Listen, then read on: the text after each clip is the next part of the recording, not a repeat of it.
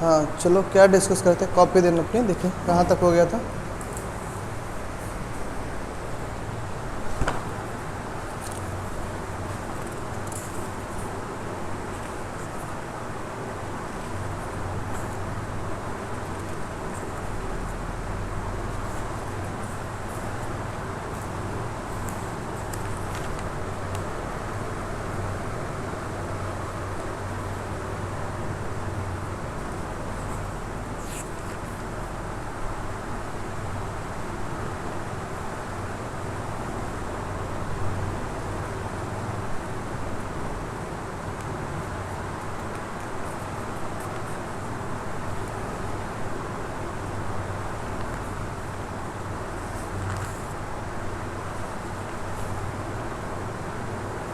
ये तो कंप्लीट हो गया था।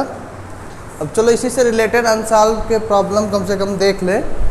इससे रिलेटेड अनसॉल्व, इस यूनिट से रिलेटेड क्वेश्चन कैसे पूछे जाते हैं और वो क्वेश्चन हमसे अटेम्प्ट हो पा रहा है कि नहीं हो पा रहा है।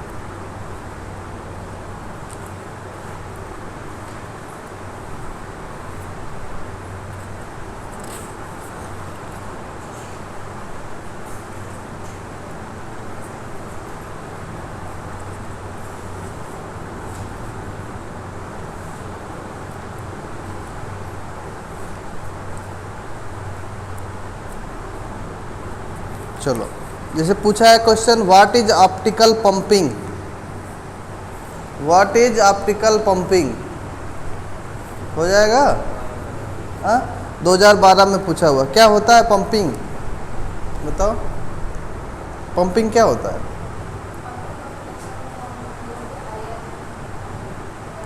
मतलब वह प्रोसेस होता है जिससे हम ग्राउंड स्टेट के एटम को एक्साइटेड स्टेट में पहुंचाने का काम करें, वही प्रोसेस हमारा क्या कहलाता है, पंपिंग प्रोसेस कहलाता है। अब वो पंपिंग डिफरेंट टाइप्स के लेजर में डिफरेंट टाइप्स की होती है। अगर हम रूबी लेजर की बात करें तो पंपिंग हमारी ऑप्टिकल पंपिंग होती है। अगर हीलियम नियॉन लेजर की बात कर रहे हैं तो पंपिंग हमारी इलेक्ट्रॉनिक पंपिंग होती है। ऐसे और डिफरेंट टाइप्स के लेजर हैं जहाँ केमिकल रिएक्शन करा के भी हम लोग पंपिंग करते हैं, लेकिन अल्टीमेट एम हमारा यही होता है पंपिंग का कि हम एनी हाउ किसी भी तरीके से ग्राउंड स्टेट के एटम को एक्साइटेड स्टेट में पहुंचा दें, क्योंकि कुछ समय बाद ऐसी सिचुएशन हमको वहाँ दिखेगी। क्योंकि ये भी चीज़ जानते हो कि कोई भी लेजर एक्शन होने के लिए सबसे इंपॉर्टेंट कंडीशन होती है कि पॉपुलेशन इन्वर्जन का अचीव होना, और पॉपुलेशन इन्वर्जन अचीव तब होगा जब एक्साइटेड स्टेट में नंबर ऑफ एटम्स की संख्या ग्राउंड स्टेट में नंबर ऑफ एटम्स की संख्या से एक्सीड कर जाए। और जैसे ही ये सिचुएशन हमको अपने एक्साइटेड स्टेट में दिखाई देती है, हम बोलते हैं पॉपुलेशन इन्वर्जन अचीव हो गया है। और पॉपुलेशन इन्वर्जन जब अचीव हो जाता है तो वो लेजर एक्शन होने के लिए अप्लीकेबल हो जाता है। तो अब व्हाट इज ऑप्टिकल पंपिंग लिखाया भी गया है, इसको वहाँ से 2 नंबर में आप लोग फाइंड आउट कर सकते हैं। दूसरा क्वेश्चन पूछा है, describe the working principle of a 3 level laser, discuss a suitable example of the same. ध्यान देना क्वेश्चन पूछ कैसे रहा है, क्या पूछ रहा है। अगर सिंपली 3 लेवल लेजर सिस्टम पूछता तो आपको एक अलग से हेडिंग डला के, इसलिए 3 लेवल लेजर सिस्टम का वर्किंग पहले ही लिखा दिया, तो 3 लेवल लेजर सिस्टम की वर्किंग प्रिंसिपल वो वहाँ से लिख दोगे। लेकिन यहाँ देखो क्या पूछ रहा है, describe the working principle of a 3 level laser, discuss a suitable example of the same. तो इसका 3 लेवल लेजर का सुटेबल एग्जाम्पल क्या है, रूबी लेजर। तो सबसे पहले आपको रूबी लेजर का कंस्ट्रक्शन, वर्किंग और फिर उसका 3 लेवल लेजर डायग्राम, तब रूबी लेजर का बनाओगे। यहाँ डायरेक्ट ना पूछ के बल्कि थोड़ा क्या है, थोड़ा सा घुमा के पूछना चाहा है। तो इसका मतलब क्या, सीधा सीधा पूछ रहा है, रूबी लेजर पूछ रहा है, उसका 3 लेवल लेजर सिस्टम आप लोग नोट डाउन करो। दूसरा पूछा है, give the basic principle of maser. बताओ जी, बताओ मेजर का बेसिक प्रिंसिपल क्या है।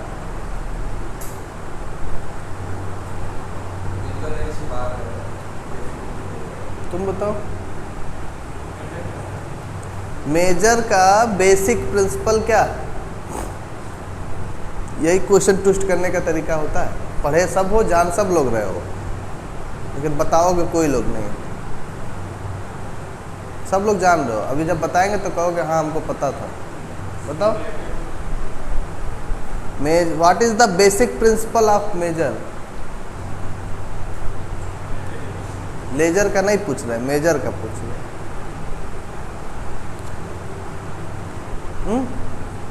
तुम बताओ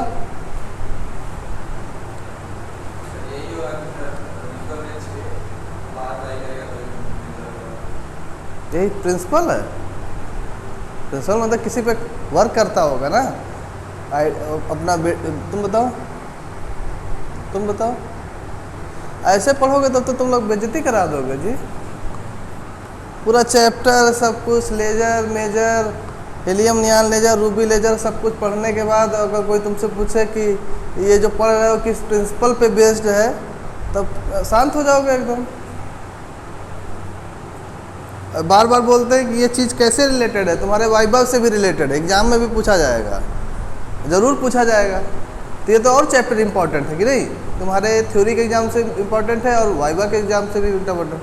अभी प्रैक्टिकल शुरू नहीं होगा, अभी वाइबा देने जाओगे, वहाँ भी यही चीज़ सिनेरियो क्रिएट होगा, बार बार यही सब चीज़ पूछेंगे। तो ऐसे शांत हो जाओगे तो पढ़ने और ना पढ़ने का मतलब सब जीरो हो जाएगा।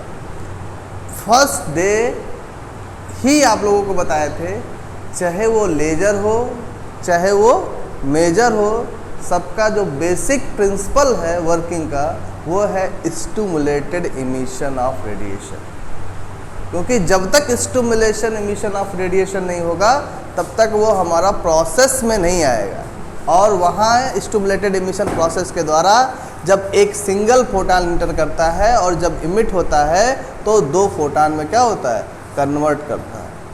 तो वो प्रोसेस हमारा चाहे लेजर हो चाहे मेजर हो, सबका बेसिक प्रिंसिपल क्या है, सेम। तो इसीलिए देखो बार बार, क्योंकि हमारी देखो साइकोलॉजी क्या है, हमारी साइकोलॉजी बार बार लेजर के रिस्पेक्टिव रहती है। पूरी चैप्टर लेजर से रिलेटेड पढ़ते हैं तो बेसिक प्रिंसिपल लेजर का पूछेंगे, खटाक से बता देते हैं। और उसी चीज़ को क्या किया, थोड़ा सा ट्विस्ट किया कि what is the basic principle of major.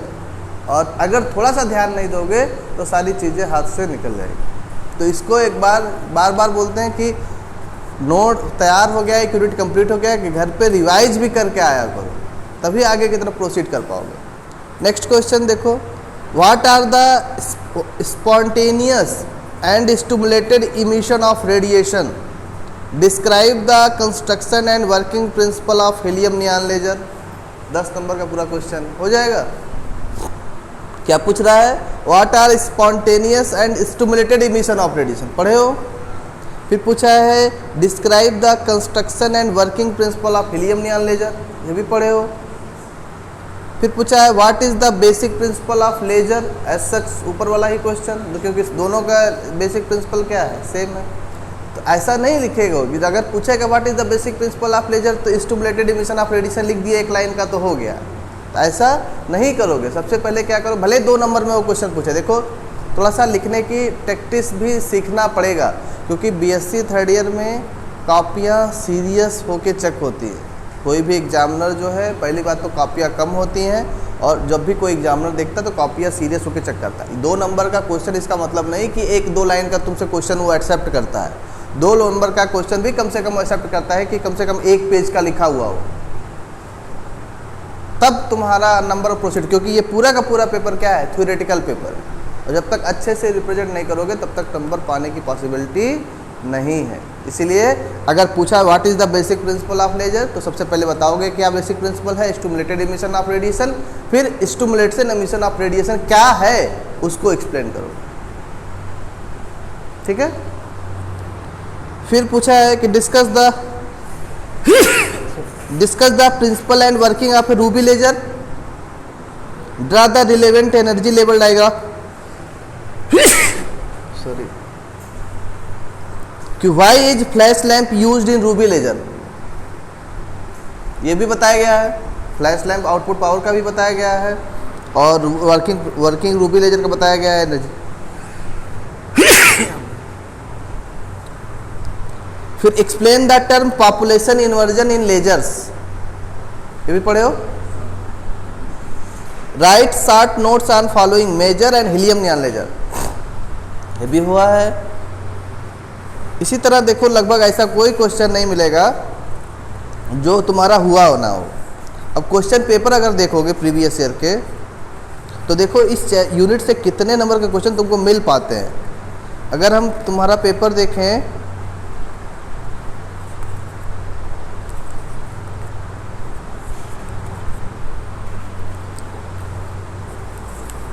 ये 2018 का पेपर है, 2018 का पेपर है, ठीक है। इसमें देखो इस यूनिट से 2 नंबर में कोई क्वेश्चन पूछा है, इस यूनिट से 2 नंबर में कोई क्वेश्चन नहीं पूछा है, ठीक है। लेकिन सेक्शन ए में देखो कुछ पूछा है, सेक्शन ए में एक क्वेश्चन पूछा है 10 नंबर का। क्या पूछा है? व्हाट इज पॉपुलेशन इन्वर्जन, हो जाएगा। फिर पूछा है कि how is it important for lasing action, उसी चीज़ को एक्सप्लेन करना है। फिर पूछा है explain why laser is not possible for a 2 level system, ये भी पढ़े हो। तो सारी चीज़ को कंबाइन करके देखो, लॉन्ग क्वेश्चन है, लॉन्ग क्वेश्चन के लिए थोड़ा सा ज़्यादा लिखना पड़ेगा, हर चीज़ को एक्सप्लेन करना पड़ेगा।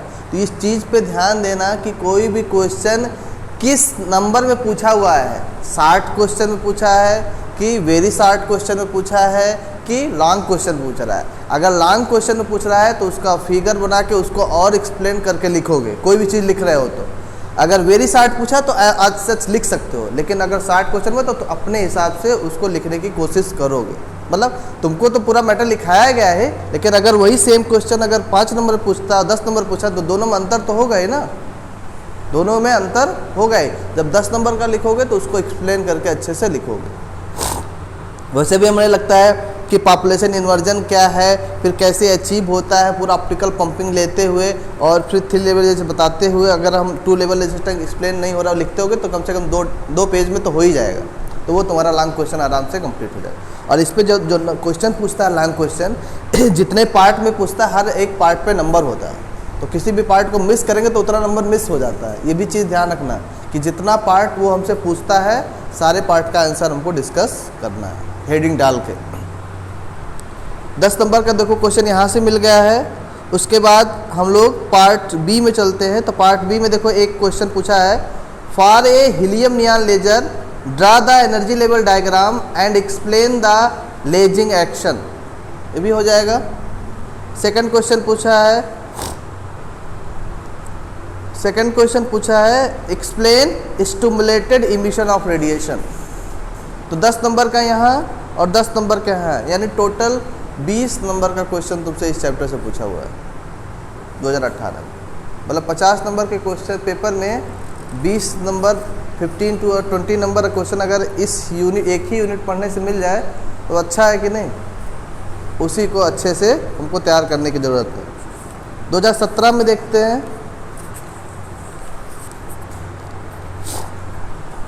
2017 में देखते हैं। देखो पहला 2 नंबर में क्वेश्चन पूछा है कि what is the basic principle of laser, तो यहाँ लेजर के बारे में बता देना और स्टिमुलेटेड एमिशन को भी थोड़ा सा एक्सप्लेन कर देना। फिर देखो 10 नंबर के क्वेश्चन में पूछा है कि discuss the working and principle of a ruby laser, draw the relevant energy level diagram, why is flash lamp used in ruby laser, ये भी क्वेश्चन 10 नंबर में हो जाएगा। फिर सेक्शन बी में चलोगे। सेक्शन बी में क्वेश्चन पूछा हुआ है कि describe the principle helium neon laser, एक 60 नोट में पूछा हुआ है। देखो रूबी लेजर और हीलियम नियॉन लेजर दोनों पूछा हुआ है। तो 10, 5, 15, 2, 17 नंबर का क्वेश्चन तुमसे 2017 में पूछा हुआ है। 2016 में चलते हैं। 2016 में 2 नंबर में कोई क्वेश्चन इस यूनिट से नहीं है। सेक्शन ए में चलते हैं। सेक्शन ए में एक क्वेश्चन पूछा हुआ है, explain the spontaneous and stimulated emission of radiation, describe the construction and working of helium neon laser, sketch the relevant energy level diagram. तो क्या क्या पूछ रहा है?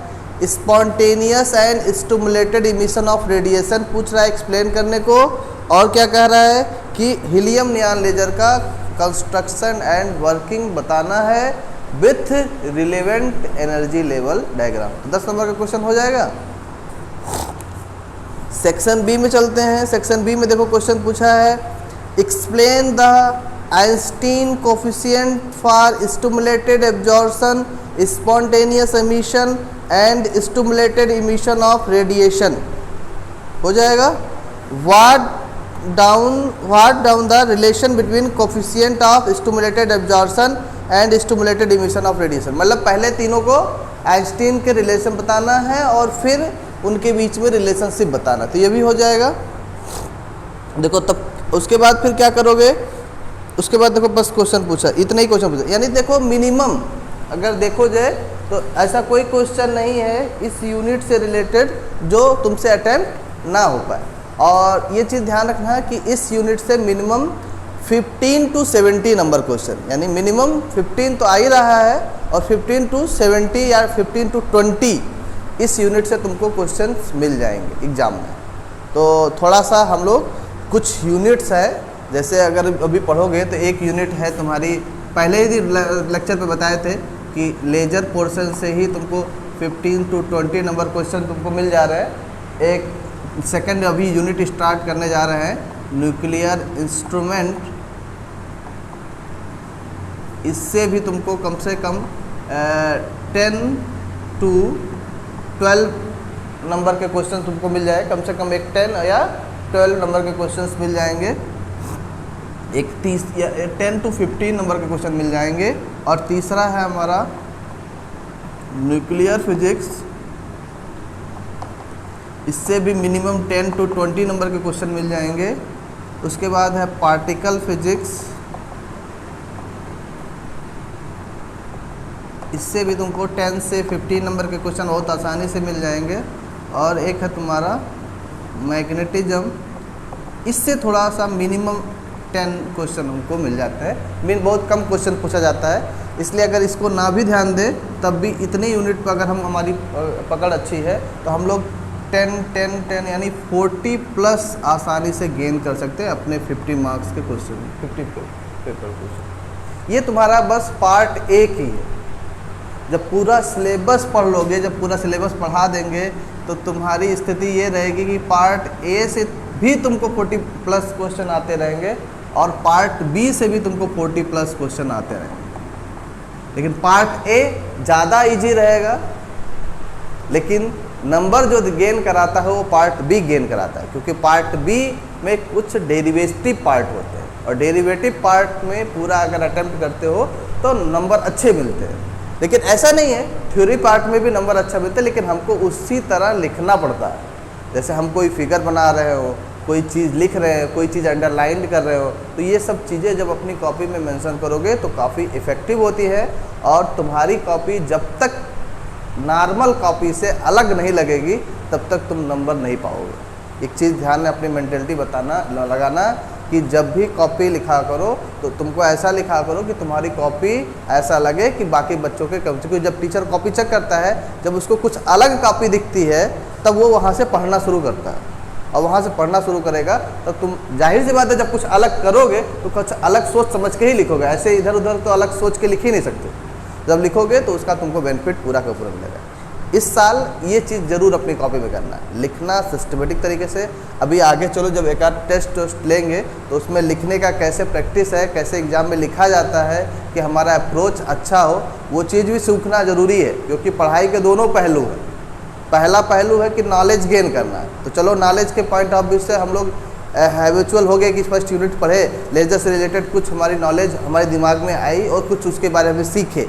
दूसरी है कि हम उसको अपने एग्जामिनेशन में हमको नंबर भी गेन करना है, परसेंटेज भी गेन करना है, उसके रिस्पेक्टिव हम उसमें अप्रोच कैसे कर रहे हैं, कैसे लिखने की प्रैक्टिस है, कैसे लिखा जाता है एग्ज़ाम में, कैसे रिप्रेजेंट किया जाता है, ये चीज़ भी जानना बहुत ज़रूरी है। नहीं तो पता चलेगा कि हम पढ़ा दिए, तुमको समझ में आ गया, लेकिन तुम उसको अच्छे ढंग से रिप्रेजेंट नहीं कर पा रहे हो, तो फिर वहाँ भी तुम्हारी मार्किंग क्या हो जाएगी, बहुत ख़राब हो जाएगी। तो उस चीज़ पे भी ध्यान देना है, लिखने की प्रैक्टिस पे भी ध्यान देना है और प्लस नॉलेज पे भी ध्यान देना है। दोनों तरफ एक्वायर रहेगा तभी हम आगे की तरफ आगे सर्वाइव कर पाएंगे। ठीक है, तो चलो अब हमें नहीं लगता है, आप लोग भी काम करिएगा, सब लोग कम से कम एक अनसाल्व ज़रूर ले लेंगे,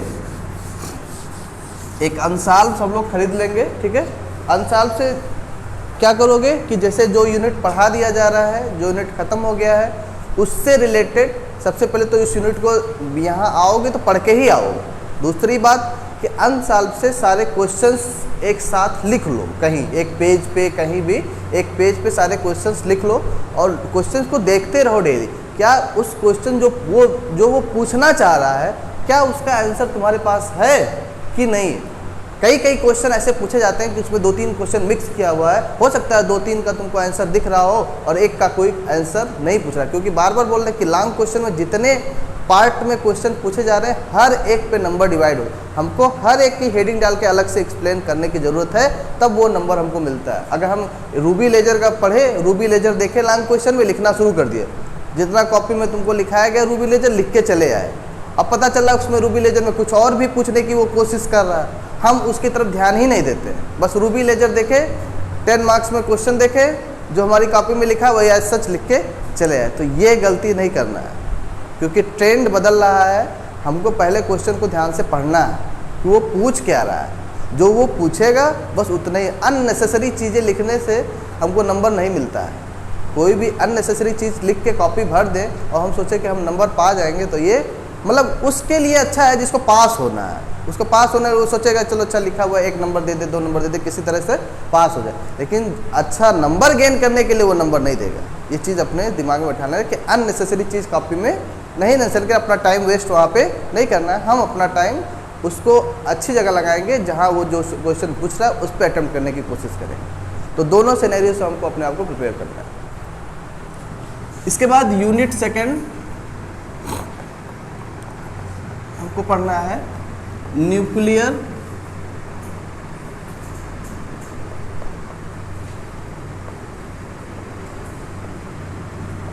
इंस्ट्रूमेंट।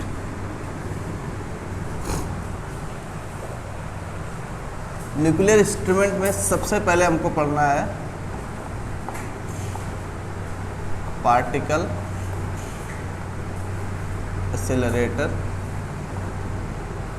बेसिकली हमारे सिलेबस में 3 पार्टिकल एक्सेलरेटर है।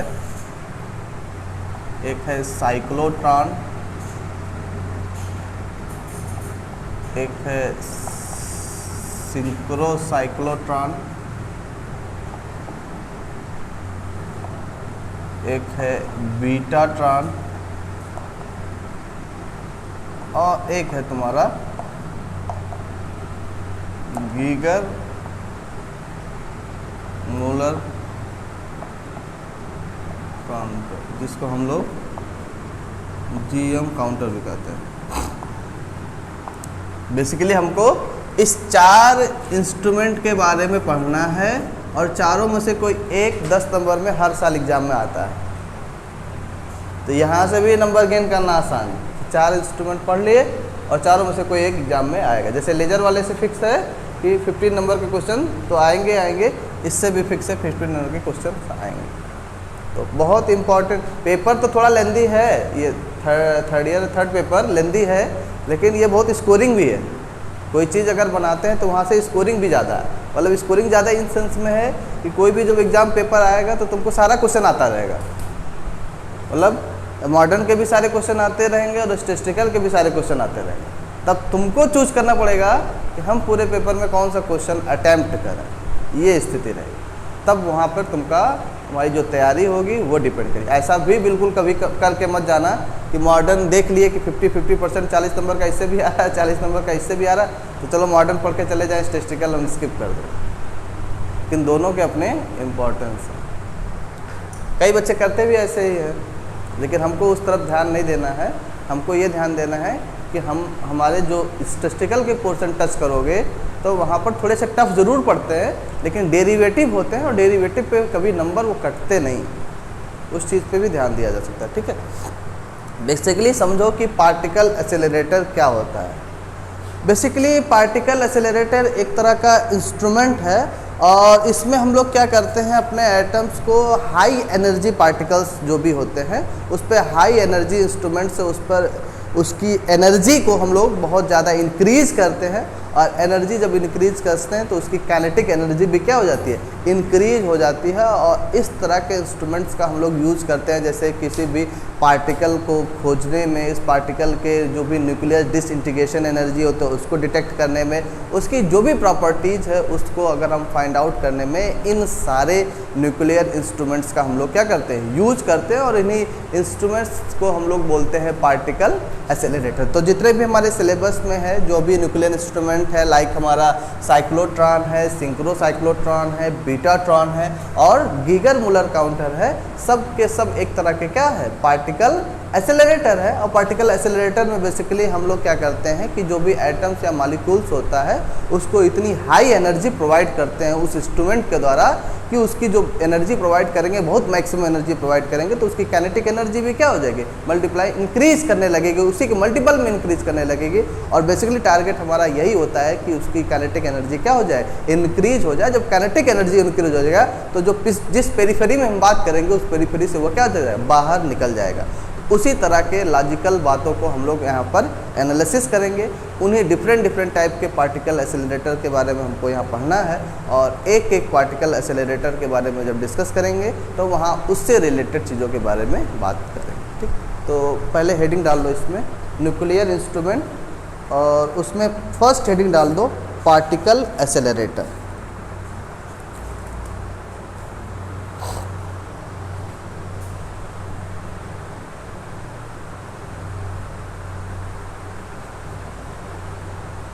ठीक है,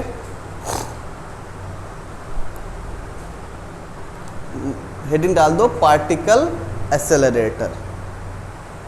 उसमें लिखो high energy particles,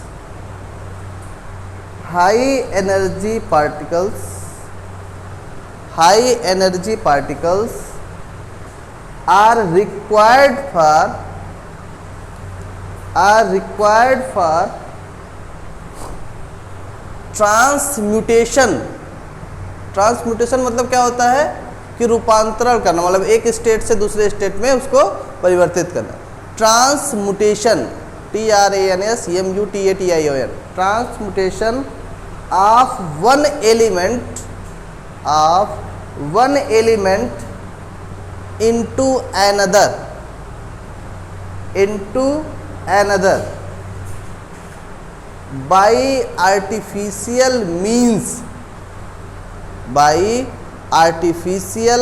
means, MENS,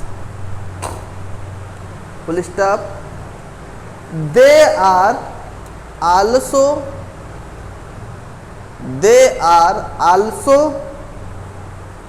required in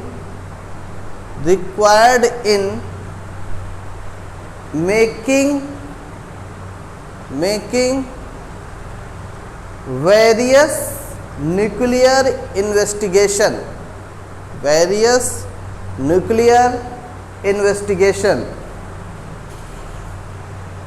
such as nuclear structure, nuclear forces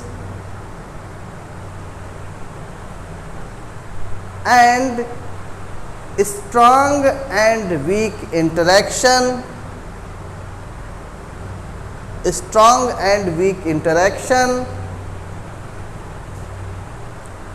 and also initiate nuclear disintegration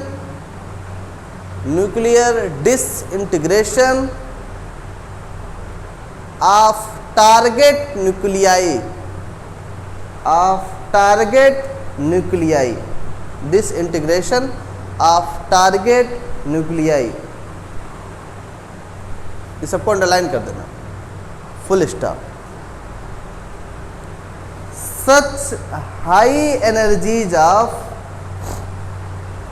such high energies of charged particles are achieved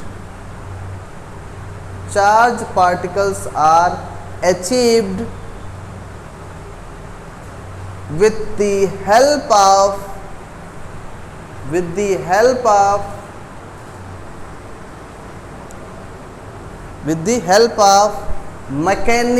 devices,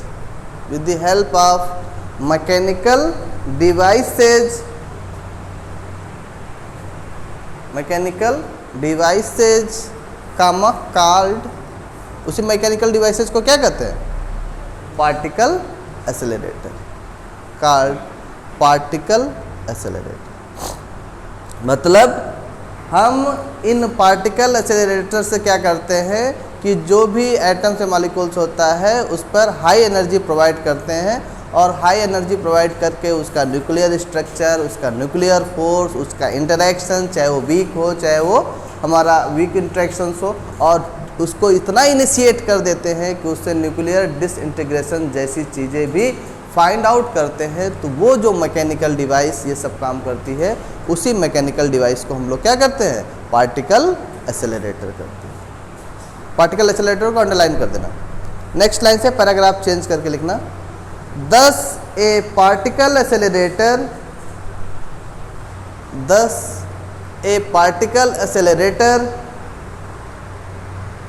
is a machine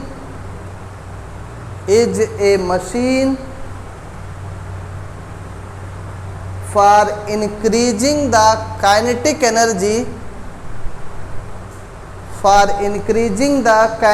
energy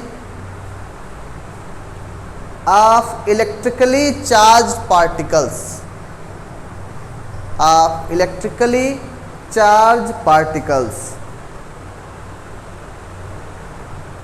Full stop. These machine used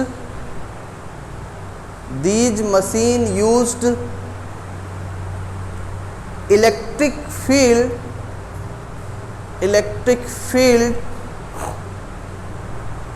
to accelerate the charged particles.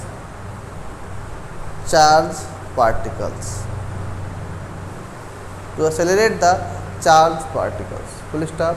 Magnetic field are also used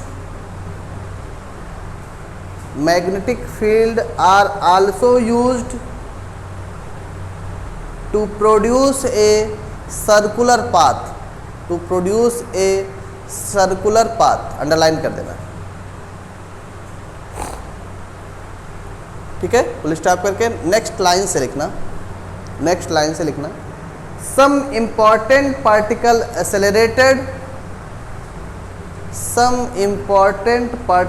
accelerated are studied in this unit,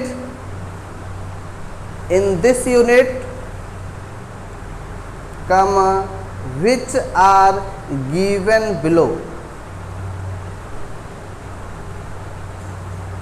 are given below.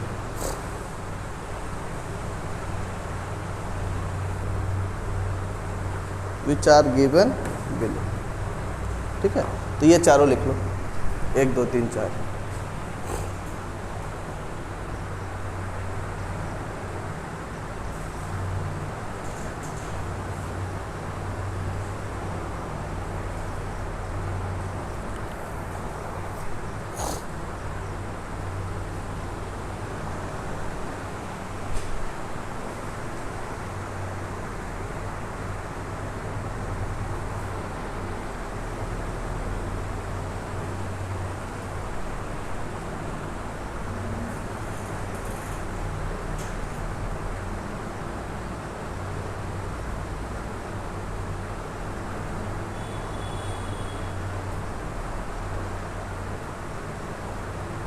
ठीक है, इसके बाद next heading डाल देना cyclotron, जो कल discuss करेंगे। आज ये कंप्लीट नहीं हो पाएगा, लेकिन इसके लिए एक अभी फंडामेंटल चीज़ यहाँ डिस्कस कर लेते ज़रूर कि बेसिक प्रिंसिपल क्या है साइक्लोट्रॉन का।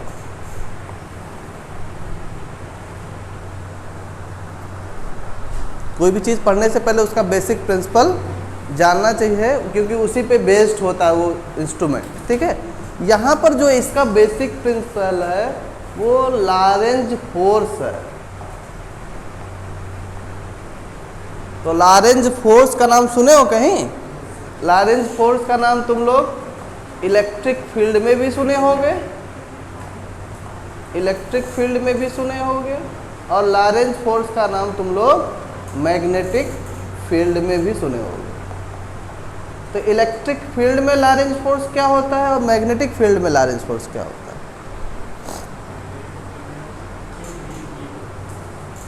क्या होता है?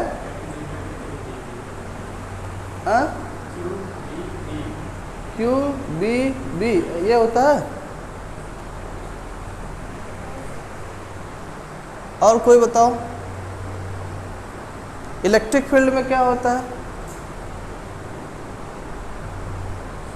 क्योंकि ये भी इम्पॉर्टेंट है। क्यों जानते हो इम्पॉर्टेंट है? क्योंकि अभी देखो वहाँ बताए हैं कि इलेक्ट्रिक फील्ड क्या करता है, पार्टिकल को एक्सेलरेट करने का काम करता है, और मैग्नेटिक फील्ड क्या करता है, पार्टिकल को सर्कुलर पाथ में मूव करने का काम करता है। अभी जब साइक्लोट्रॉन बताएंगे तो हम बताएंगे कि वहाँ जो इलेक्ट्रिक फील्ड और मैग्नेटिक फील्ड की वजह से, तो इलेक्ट्रिक फील्ड तो एक्सेलरेट कर देता है, तो जो चार्ज पार्टिकल होता है वो रोटेट करता है, लेकिन मैग्नेटिक फील्ड भी उसके पास इंड्यूस कर देते हैं। तो मैग्नेटिक फील्ड की वजह से जब वो मूवमेंट करता है तो उसका पाथ रैंडम नहीं होता, बल्कि क्या करने लगता है, एक सर्कुलर पाथ में मूव करने लगता है, और एक निश्चित इंटरवल के बाद वो उस पेरीफेरी से क्या चल जाता है, जब काइनेटिक एनर्जी ज़्यादा इंक्रीज हो जाती है तो उस पेरीफेरी से क्या हो जाता है, बाहर चला जाता है। तो बहुत इंटरेस्टिंग है इन सब का वर्किंग प्रिंसिपल और इनका बेसिक प्रिंसिपल, लेकिन फंडामेंटल चीज़ें तो सबसे पहले हमको जानकारी होनी चाहिए कि बेसिक प्रिंसिपल बेसिकली ये लॉरेंज फोर्स पे बेस्ड होता है, और लॉरेंज फोर्स हमारा इलेक्ट्रिक फील्ड और मैग्नेटिक फील्ड पे जब तक नहीं पता रहेगा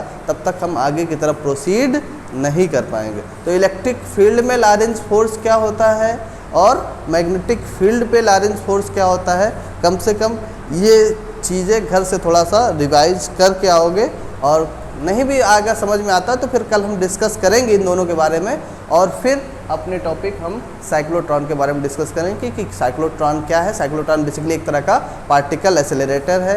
ये कब इन्वेंट हुआ, किसने इन्वेंट किया, और ये किस प्रिंसिपल पे काम करता है, इसका कंस्ट्रक्शन डिटेल्ड क्या है, इसका वर्किंग प्रोसीजर क्या है और इसकी थ्योरी क्या है, सारी बातों के रूप में एक एक इंस्ट्रूमेंट के बारे में हम लोग डिस्कस करेंगे। और चारों इंस्ट्रूमेंट्स में से कोई एक इंस्ट्रूमेंट्स एग्जाम में फुल मार्क्स पे 100% है गारंटी के साथ कि आता ही आता है।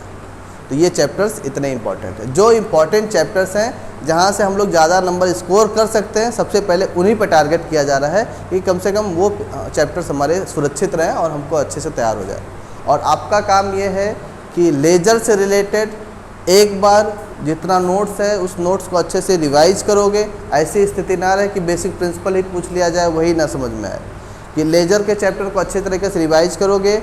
अनसाल एक सब लोग ले लेंगे, अनसाल से सारे क्वेश्चन मैच कर लोगे कि सारे क्वेश्चन का आंसर तुमको आ रहा है कि नहीं आ रहा है। जो क्वेश्चन नहीं आ रहा होगा उस पर क्वेश्चन मार्क करके नेक्स्ट डे क्लास में उस पर डिस्कस करके उसका भी देखो प्रयास करना चाहिए कि एक यूनिट खत्म हुआ, एक यूनिट से रिलेटेड अनसॉल्व की जितनी प्रॉब्लम है वो प्रॉब्लम जो सॉल्व हो गए, जो समझ में आ रहा है, उसके लिए तो नोट्स बनाने की ज़रूरत नहीं है। लेकिन जो कुछ ऐसे क्वेश्चन हैं जिनका आंसर हमारे नोट्स में नहीं है, उन सारे क्वेश्चन को क्लियर करके उसका आंसर 2-4 पेज उस यूनिट के बाद छोड़ देना चाहिए कि वो सारे क्वेश्चन वहाँ पर अटैम्प्ट हो जाए। तो होता क्या है, रिवाइज करने में आसानी होती है। जब रिवीजन करने जाते हो जब एग्जामिनेशन के समय, तब वहाँ तुमको अनसॉल्व सब चीज़ें उठा के देखने की ज़रूरत नहीं पड़ती है, तो क्योंकि तुम्हारा नोट्स उतना सफिशिएंट रहता है कि इसमें सिलेबस का भी हर एक पॉइंट डिस्कस रहेगा और अनसॉल्व का भी हर एक पॉइंट डिस्कस रहेगा। तो तुमको एक ही कॉपी से रिवाइज करने में काफ़ी आसानी होगी। तो अपना जो भी नोट्स बनाओ उसको इसी तरीके से बनाओ। एक यूनिट कंप्लीट हुआ, 2-4 पेज उसके लिए बाद छोड़ दो, उसके बाद सेकंड यूनिट लिखना स्टार्ट करो, और 2-4 पेज में अगर उस यूनिट से रिलेटेड कोई भी क्वेश्चन ऐसा आ रहा है जो तो नहीं हो पा रहा है, उस सारे क्वेश्चन का आंसर उसी में लिखना है। उसके बाद से सेकंड यूनिट स्टार्ट हुआ, इसी तरह सेकंड यूनिट के साथ करेंगे। एक ही साथ अनसॉल्व और सिलेबस दोनों पार्ट हमारा कंप्लीट होता रहे। ठीक है, किसी को कुछ पूछना है इससे रिलेटेड? ये 2 चीज़ें बस तुम लोग देख के आना, और उसके बाद कल इसके बारे में हम डिस्कस करेंगे।